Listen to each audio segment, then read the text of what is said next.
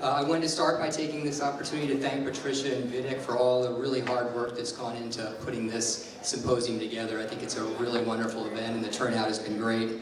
And I'd also like to acknowledge the conference's philanthropic theme, which I think in the current funding environment is going to be an important player and role in advancing 𝐷𝐢𝐿, especially through the early stages. So our session today is really about one overarching question, and that question is, when investing in biotechnology, how do we distinguish promising science from investable science? And in life science generally, in oncology and longevity, the gap between early scientific discovery and an actual commercial product is significant. It's a long time period.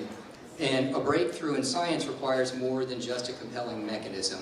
You need to have reproducible data, you need to have a credible infrastructure to bring it to market, you need to have defensible IP, you need to have regulatory alignment with the FDA, and you have to have a capital pathway that really makes sense for the particular product and the particular company.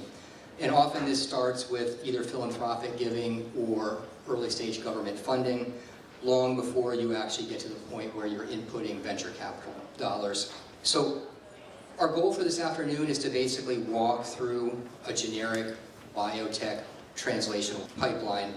And our goal is to sort of walk you from like the early scientific discovery into a computational validation of that discovery, to the infrastructure that supports that discovery, to the philanthropy that initially helps identify and allow the discovery to grow, and on to the IP due diligence that's required to have investors feel comfortable investing in the technology that it's been properly de-risked. I'm a former Ph.D. geneticist. I guess I'm one of the 7,000.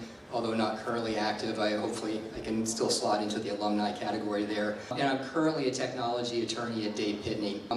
I work primarily with family offices and investors in early stage emerging biotech companies, basically at all stages. And I think a big part of what we do is we build IP assets for early stage companies, and we help family offices and investors that are looking to invest in that type of technology understand the technology and de-risk it for their investment.